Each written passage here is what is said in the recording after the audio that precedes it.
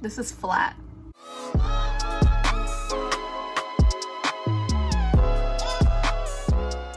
morning, everybody. Welcome back to my channel. Today, I am going to be showing you guys my Netflix list because I watch really weird TV and I hope you do too, because otherwise this would probably be really boring for you. Here we go. Oh shit, she got forehead though! So first up on my list we have Parks and Recreation. I've seen that show like a million times and I still bawl my eyes out every single time Anna and Chris leave Pawnee. It's inevitable. There's just something so wholesome about Parks and Rec, and I just really enjoy watching it. It's a really good thing to put on in the background. And I pretty much always know where we're at in the show just by looking at one frame. I got it. It's all up here, baby. So I don't know if you guys have seen, but the cast of Parks and Rec just did a Parks and Rec special, and they had the whole cast, which I thought was really cool because even though we're all in quarantine and we kind of have nothing better to do anyway, I thought it was really cool that they brought back that whole cast from so long ago.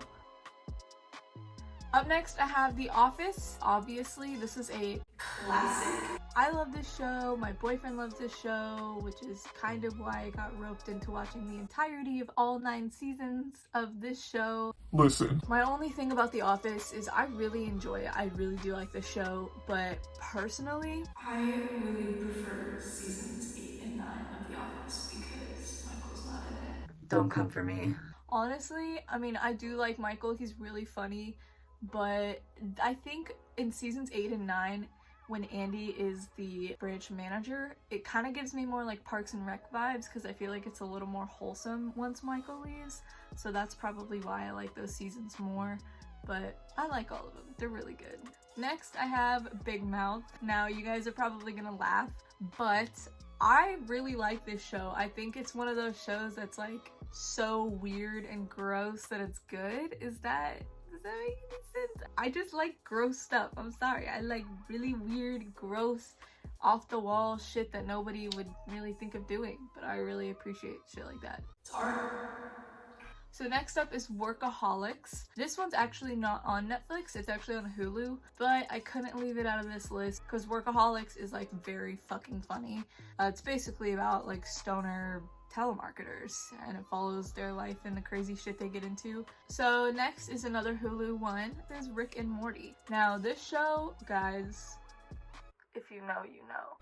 But I love this show personally. I think it's such a funny premise and I think it's just so original and so out there. This is another good one that I kind of put on in the background while I'm like painting or whatever. And it's fun because you look up every 10 minutes and you're like, what the fuck is going on? So moving on to drama TV series, we're gonna start off with Dexter. Personally, I have not seen the full series, so please don't spoil it for me, okay? So far, love it. Absolutely love it.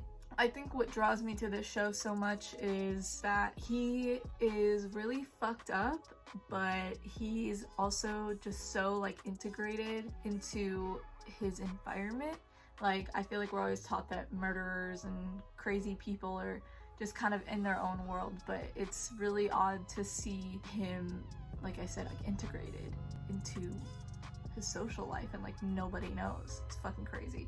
Next we have Breaking Bad. I'm in the middle of season 2 on this, so again, please don't spoil it for me. I think Bryan Cranston really pulls off the role of Walter White. I think he does it so well, and just his portrayal of the anguish and just like what he's going through, I think it just really like captures your heart, and it's a good show. So next we have Scandal.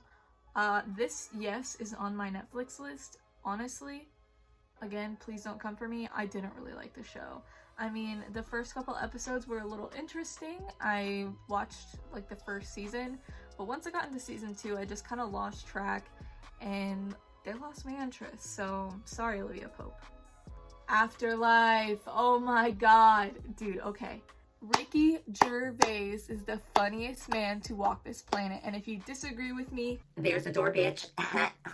Same thing I said about Bryan Cranston. I think that Ricky Gervais really pulls off this role so well, and I know he had a lot to do with like writing the show, kind of producing it. Don't quote me, I don't know exactly what he did, but I know that he was involved in the creation of the show, and I think that's really cool because he got to kind of take it where he wanted, and I thought that they did a really good job on that show. Next up, we have Cheer. Now, guys, this freaking cheerleader show. I remember the first time I watched it, I was like, okay, I'm gonna be ripped in 2 weeks. No problem. Did like 10 sit-ups, and I gave up. Let me just get one thing straight. I've never been a cheerleader, and I never will be a cheerleader.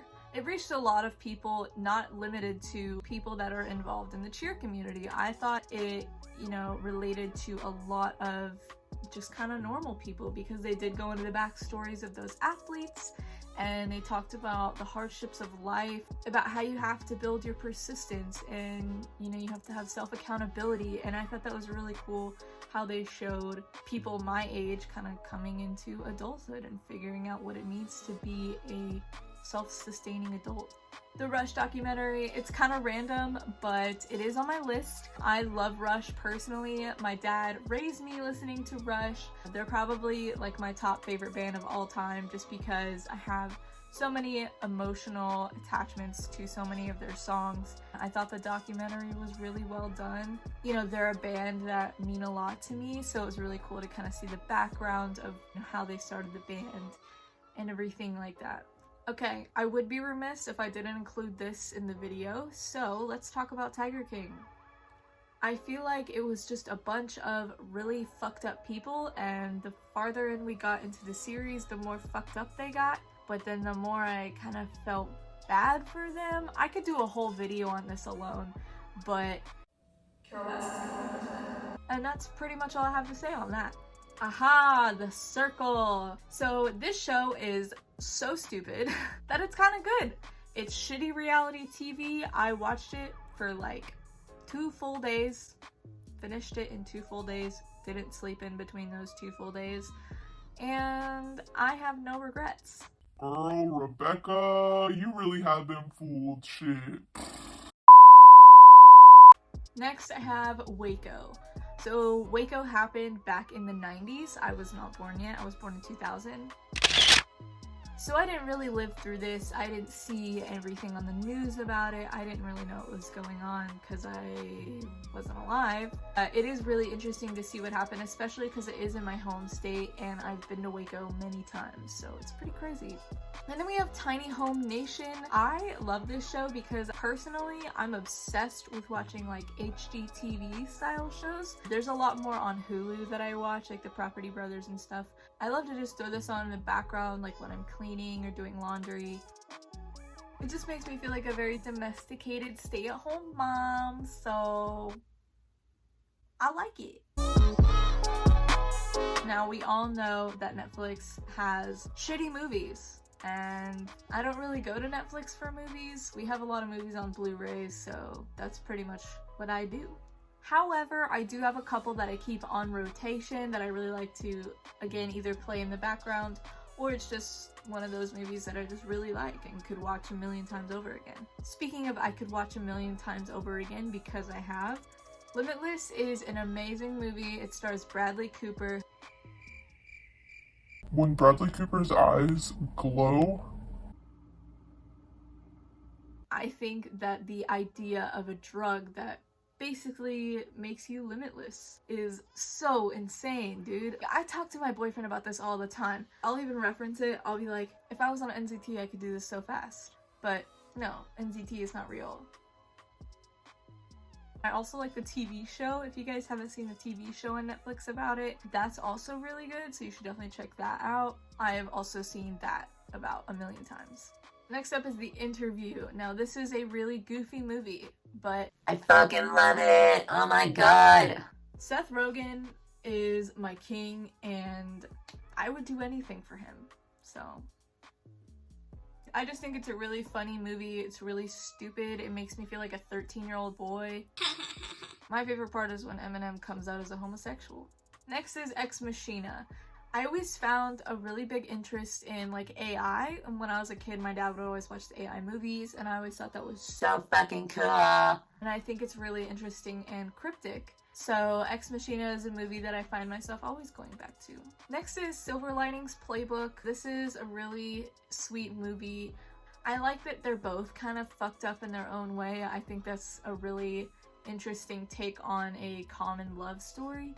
I'm not a huge rom-com person, so that's why I think I'm drawn to this movie a little bit more, because it's kind of like a rom-com, but it's also kind of off the beaten path. I also think it's really cool that they opened up the conversation about mental health disorders, and I really fuck with that. Anyway guys, if y'all enjoyed this video, please give it a thumbs up and leave a comment below. I would love to know what your favorite movies and TV shows are. Give me some new Netflix recommendations, because clearly and if you haven't already, please go ahead and click subscribe if you enjoyed the video. I post new videos every Sunday, so I would love to see you back here, and I hope you guys have a blessed day.